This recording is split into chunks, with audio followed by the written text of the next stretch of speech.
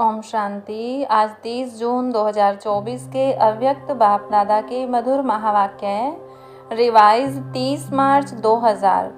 मुरली का सार, मन को दुरुस्त रखने के लिए बीच बीच में 5 सेकंड भी निकाल कर मन की एक्सरसाइज करो।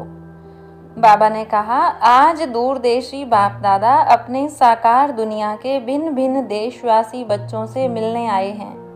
बाप दादा भिन्न भिन्न देशवासियों को एक देशवासी देख रहे हैं। चाहे कोई कहाँ से भी आए हो, लेकिन सबसे पहले सभी एक ही देश से आए हो, तो अपना अनादि देश याद है ना, प्यारा लगता है ना।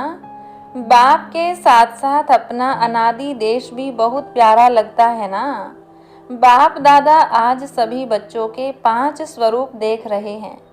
जानते हो 5 स्वरूप कौन से हैं? जानते हो ना? 5 मुखी ब्रह्मा का भी पूजन होता है, तो बाप दादा सभी बच्चों के 5 स्वरूप देख रहे हैं। पहला अनादि ज्योतिर्बिंदु स्वरूप, याद है ना अपना स्वरूप, भूल तो नहीं जाते।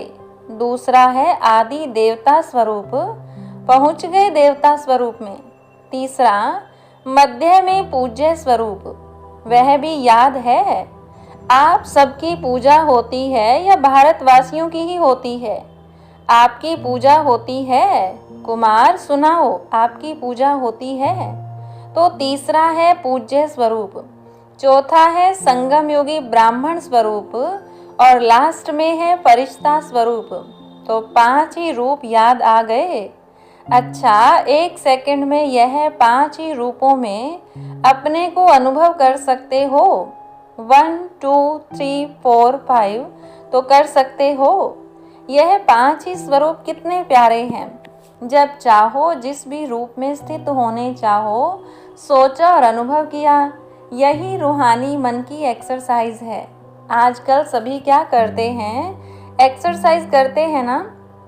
जैसे आदि में भी आपकी दुनिया में सतयुग में नेचुरल चलते फिरते की एक्सरसाइज थी। खड़े होकर के 1 2 3 एक्सरसाइज नहीं, तो अभी अंत में भी बाप दादा मन की एक्सरसाइज कराते हैं। जैसे स्थूल एक्सरसाइज से तन तंदुरुस्त रहता है ना, तो चलते फिरते यह मन की एक्सरसाइज करते रहो। इसके लिए टाइम नहीं चाहिए। 5 सेकंड कभी भी निकाल सकते हो या नहीं? ऐसा कोई बिजी है जो 5 सेकंड भी नहीं निकाल सके? है कोई तो हाथ उठाओ।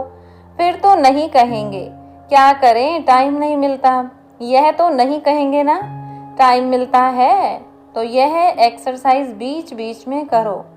किसी भी कार्य में हो, 5 सेकंड की यह मन की एक्सरसाइज करो, तो मन सदा ही दुरुस्त रहेगा, ठीक रहेगा। बाप दादा तो कहते हैं हर घंटे में यह 5 सेकंड की एक्सरसाइज करो। हो सकती है? देखो सभी कह रहे हैं हो सकती है।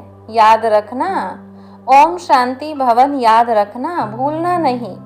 तो जो मन की भिन्न भिन्न कंप्लेन है ना, क्या करें, मन नहीं टिकता, मन को मण बना देते हो। वजन करते हैं ना, पहले जमाने में पाव, शेर और मण होता था, आजकल बदल गया है। तो मन को मण बना देते हैं, बोझ वाला। और यह एक्सरसाइज करते रहेंगे तो बिल्कुल लाइट हो जाएंगे, अभ्यास हो जाएगा। ब्राह्मण शब्द याद आए तो ब्राह्मण जीवन के अनुभव में आ जाओ। फरिश्ता शब्द कहो तो फरिश्ता बन जाओ। मुश्किल है? नहीं है। कुमार बोलो, थोड़ा मुश्किल है। आप फरिश्ते हो या नहीं? आप ही हो या दूसरे हैं? कितने बार फरिश्ते बने हो? अनगिनत बार बने हो, आप ही बने हो। अच्छा, अनगिनत की हुई बात को रिपीट करना क्या मुश्किल होता है? कभी कभी होता है। अभी यह अभ्यास करना, कहाँ भी हो 5 सेकंड मन को घुमाओ, चक्र लगाओ। चक्र लगाना तो अच्छा लगता है ना टीचर्स, ठीक है ना? राउंड लगाना आएगा ना? बस राउंड लगाओ, फिर कर्म में लग जाओ। हर घंटे में राउंड लगाया, फिर काम में लग जाओ। क्योंकि काम को तो छोड़ नहीं सकते हैं ना, ड्यूटी तो बजानी है। लेकिन 5 सेकंड, मिनट भी नहीं, सेकंड नहीं निकल सकता है। निकल सकता है, यूएन की ऑफिस में निकल सकता है। मास्टर सर्वशक्तिवान हो तो मास्टर सर्वशक्तिवान क्या नहीं कर सकता। बाप दादा को एक बात पर बच्चों को देख करके मीठी मीठी हंसी आती है। किस बात पर? चैलेंज करते हैं, पर्चा छपाते हैं, भाषण करते हैं, कोर्स कराते हैं। क्या कराते हैं? हम विश्व को परिवर्तन करेंगे। यह तो सभी बोलते हो ना, या नहीं? सभी बोलते हैं या सिर्फ भाषण करने वाले बोलते हैं? तो एक तरफ कहते हैं विश्व को परिवर्तन करेंगे, मास्टर सर्वशक्तिवान है, और दूसरे तरफ अपने मन को मेरा मन कहते हैं, मालिक है मन के और मास्टर सर्वशक्तिवान है। फिर भी कहते हैं मुश्किल है। तो हंसी नहीं आएगी? आएगी ना हंसी।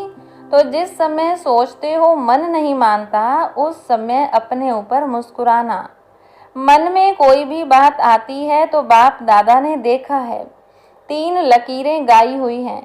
एक पानी पर लकीर, पानी पर लकीर देखी है? लगाओ लकीर तो उसी समय मिट जाएगी। लगाते तो है ना?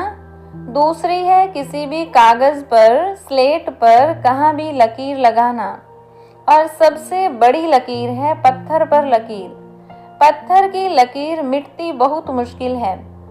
तो बाप दादा देखते हैं कि कई बार बच्चे अपने ही मन में पत्थर की लकीर के मुआफिक पक्की लकीर लगा देते हैं, जो मिटाते हैं लेकिन मिटती नहीं है। ऐसी लकीर अच्छी है। कितना बारी प्रतिज्ञा भी करते हैं, अब से नहीं करेंगे, अब से नहीं होगा, लेकिन फिर परवश हो जाते हैं। इसलिए बाप दादा को बच्चों पर घृणा नहीं आती है, रहम आता है। परवश हो जाते हैं। तो परवश पर रहम आता है। जब बाप दादा ऐसे रहम भाव से बच्चों को देखते हैं तो ड्रामा के पर्दे पर क्या आ जाता है? कब तक? तो इसका उत्तर आप दो। कब तक? कुमार दे सकते हैं। कब तक यह समाप्त होगा? बहुत प्लान बनाते हो ना कुमार, तो कब तक बता सकते हो? आखिर भी यह कब तक? बोलो, जवाब आता है कब तक? दादियाँ सुनाओ। तो बोला जब तक संगम युग है तब तक थोड़ा थोड़ा रहेगा। तो बाबा ने कहा संगम युग भी कब तक? फिर बताया जब फरिश्ता बन जाएंगे। वह भी कब तक? बाबा बताए फरिश्ता बनना आपको है या बाप को? तो इसका जवाब सोचना।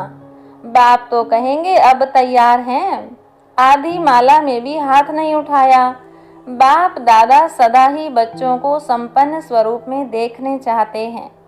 जब कहते ही हो बाप ही मेरा संसार है, यह तो सब कहते हो ना, दूसरा भी कोई संसार है क्या? बाप ही संसार है, तो संसार के बाहर और क्या है? सिर्फ संस्कार परिवर्तन करने की बात है। ब्राह्मणों के जीवन में मेजॉरिटी विघन रूप बनता है संस्कार, चाहे अपना संस्कार चाहे दूसरों का संस्कार। ज्ञान सभी में है, शक्तियां भी सभी के पास हैं, लेकिन कारण क्या होता है? जो शक्ति जिस समय कार्य में लानी चाहिए उस समय इमर्ज होने के बजाय थोड़ा पीछे इमर्ज होती है। पीछे सोचते हैं कि यह न कहकर यह कहती तो बहुत अच्छा, यह करने के बजाय यह करती तो बहुत अच्छा, लेकिन जो समय पास होने का था वह तो निकल जाता है। वैसे सभी अपने में शक्तियों को सोचते भी रहते हो। सहन शक्ति यह है, निर्णय शक्ति यह है, ऐसे यूज करना चाहिए। सिर्फ थोड़े समय का अंतर पड़ जाता है। और दूसरी बात क्या होती है? चलो एक बार समय पर शक्ति कार्य में नहीं आई और बाद में महसूस भी किया कि यह न करके यह करना चाहिए था, समझ में आ जाता है पीछे।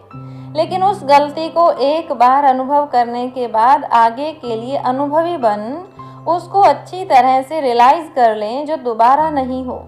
फिर भी प्रोग्रेस हो सकती है। उस समय समझ में आता है यह रॉन्ग है, यह राइट है, लेकिन वही गलती दोबारा नहीं हो उसके लिए अपने आप से अच्छी तरह से रियलाइजेशन करना, उसमें भी इतना फुल % पास नहीं होते। और माया बड़ी चतुर है। वही बात मानो आप में सहन शक्ति कम है, तो ऐसी ही बात जिसमें आपको सहन शक्ति यूज करना है, एक बार आपने रियलाइज कर लिया, लेकिन माया क्या करती है कि दूसरी बारी थोड़ा सा रूप बदली करके आती है। होती वही बात है, लेकिन जैसे आजकल के ज़माने में चीज़ वही पुरानी होती है, लेकिन पॉलिश ऐसी कर देते हैं जो नई से भी नई दिखाई दे। तो माया भी ऐसे पॉलिश करके आती है। जो बात का रहस्य वही होता है। मानो आप में ईर्ष्या आ गई। ईर्ष्या भी भिन्न भिन्न रूप की है, एक रूप की नहीं है। तो बीज ईर्ष्या का ही होगा, लेकिन और रूप में आएगी, उसी रूप में नहीं आती है। तो कई बार सोचते हैं कि यह बात पहले वाली तो वह थी ना, यह तो बात ही दूसरी हुई ना। लेकिन बीज वही होता है, सिर्फ रूप परिवर्तित होता है। उसके लिए कौन सी शक्ति चाहिए? परखने की शक्ति। इसके लिए बाप दादा ने पहले भी कहा है कि दो बातों का अटेंशन रखो। एक सच्ची दिल, सच्चाई अंदर नहीं रखो। अंदर रखने से गैस का गुब्बारा भर जाता है और आखिर क्या होगा? फटेगा ना। तो सच्ची दिल। चलो, आत्माओं के आगे थोड़ा संकोच होता है, थोड़ा शर्म सा आता है, पता नहीं मुझे किस दृष्टि से देखेंगे, लेकिन सच्ची दिल से, महसूसता से बाप दादा के आगे रखो। ऐसे नहीं मैंने बाप दादा को कह दिया यह गलती हो गई, जैसे ऑर्डर चलाते हैं, हाँ मेरे से यह गलती हो गई, ऐसे नहीं। महसूसता की शक्ति से, सच्ची दिल से, सिर्फ दिमाग से नहीं लेकिन दिल से अगर बाप दादा के आगे महसूस करते हैं तो दिल खाली हो जाएगी, किचड़ा खत्म। बातें बड़ी नहीं होती हैं, छोटी ही होती हैं, लेकिन अगर आपकी दिल में छोटी छोटी बातें भी इकट्ठी होती रहती हैं तो उनसे दिल भर जाती है, खाली तो नहीं रहती है ना। तो दिल खाली नहीं तो दिलाराम कहाँ बैठेगा? बैठने की जगह तो हो ना। तो सच्ची दिल पर साहिब राजी, जो हूँ, जैसी हूँ, जो हूँ, जैसा हूँ, बाबा आपका हूँ। बाप दादा तो जानते ही हैं कि नंबरवार तो होने ही है, इसलिए बाप दादा उस नज़र से आपको नहीं देखेगा, लेकिन सच्ची दिल। और दूसरा कहा था, सदा बुद्धि की लाइन क्लियर हो, लाइन में डिस्टरबेंस नहीं हो, कट ऑफ नहीं हो। बाप दादा जो एक्स्ट्रा समय पर शक्ति देने चाहते हैं, दुआएं देने चाहते हैं, एक्स्ट्रा मदद देने चाहते हैं, अगर डिस्टरबेंस होगी तो वह मिल नहीं सकेगी। लाइन क्लियर ही नहीं है, क्लीन नहीं है, कट ऑफ है, तो यह जो प्राप्ति होनी चाहिए वह नहीं होती। कई बच्चे कहते हैं, कहते नहीं हैं तो सोचते हैं, कोई कोई आत्मा को बहुत सहयोग मिलता, ब्राह्मणों का भी मिलता, बड़ों का भी मिलता, बाप दादा का भी मिलता, हमको कम मिलता है। कारण क्या? बाप तो दाता है, सागर है, जितना जो लेने चाहे। बाप दादा के भंडारे में ताला चाबी नहीं है, पहरेदार नहीं है। बाबा कहा जी हाजिर, बाबा कहा लो, दाता है ना, दाता भी है और सागर भी है, तो क्या कमी होगी? इन्हीं दो बातों की कमी होती है। एक सच्ची दिल, साफ दिल हो, चतुराई नहीं करो। चतुराई बहुत करते हैं, भिन्न भिन्न प्रकार की चतुराई करते हैं। तो साफ दिल, सच्ची दिल, और दूसरा बुद्धि की लाइन सदा चेक करो, क्लियर है और क्लीन है। आजकल के साइंस के साधनों में भी देखते हो ना, थोड़ी भी डिस्टरबेंस क्लियर नहीं करने देती, तो यह जरूर करो। और विशेष बात, इस सीज़न का लास्ट टर्न है ना, इसलिए बता रहे हैं।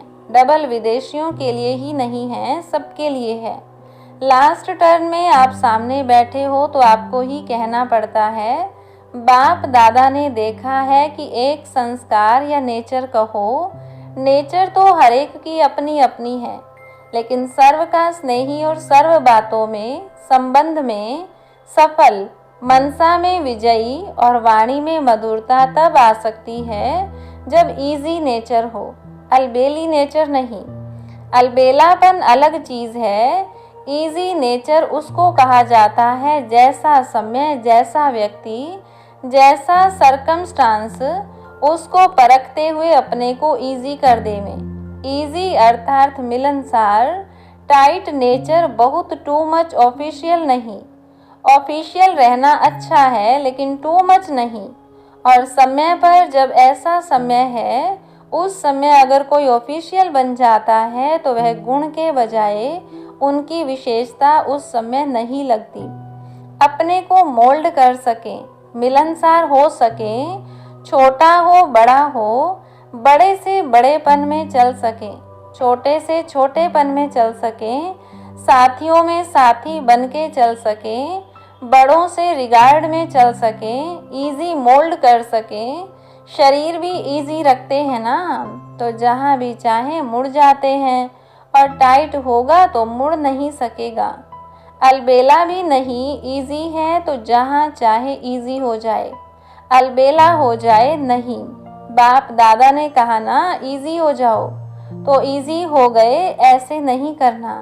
इजी नेचर अर्थात जैसा समय वैसा अपना स्वरूप बना सके। अच्छा, डबल विदेशियों को अच्छा चांस मिलता है। सभी को ड्रिल याद है या भूल गई? अभी अभी सभी यह ड्रिल करो, लगाओ चक्कर। अच्छा, चारों ओर के सर्वश्रेष्ठ आत्माओं को चारों ओर से याद प्यार, समाचार भेजने वालों को बहुत अच्छे भिन्न भिन्न संबंध से स्नेह के पत्र और अपना हालचाल लिखा है। सेवा समाचार उमंग प्लान बहुत अच्छे अच्छे लिखे हैं, जो बाप दादा को मिल ही गए हैं। जिस प्यार से मेहनत से लिखा है, तो जिन्होंने भी लिखा है वह हर एक अपने अपने नाम से बाप दादा का दिलाराम का दिल से याद प्यार स्वीकार करें। बच्चों का प्यार बाप से और उससे पदम गुणा बाप का बच्चों से प्यार है और सदा अमर है। स्नेही बच्चे न बाप से अलग हो सकते हैं, न बाप बच्चों से अलग हो सकते हैं। साथ हैं, साथ ही रहेंगे।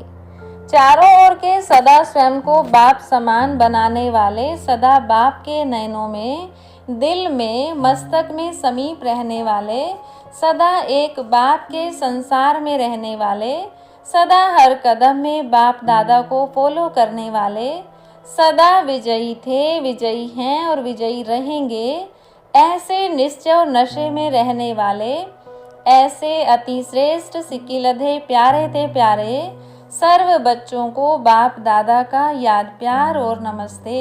रूहानी बच्चों की रूहानी बाप दादा को नमस्ते। वरदान दिया बाबा ने, हर सेकंड के हर संकल्प का महत्व जानकर जमा का खाता भरपूर करने वाली समर्थ आत्मा भव। संगम युग पर अविनाशी बाप द्वारा हर समय अविनाशी प्राप्तियां होती हैं। सारे कल्प में ऐसा भाग्य प्राप्त करने का यह एक ही समय है। इसीलिए आपका स्लोगन है, अब नहीं तो कभी नहीं। जो भी श्रेष्ठ कार्य करना है वह अभी करना है। इस स्मृति से कभी भी समय, संकल्प व कर्म व्यर्थ नहीं गंवाएंगे। समर्थ संकल्पों से जमा का खाता भरपूर हो जाएगा और आत्मा समर्थ बन जाएगी। स्लोगन, हर बोल हर कर्म की अलौकिकता ही पवित्रता है। साधारणता को अलौकिकता में परिवर्तन कर दो। अच्छा, ओम शांति।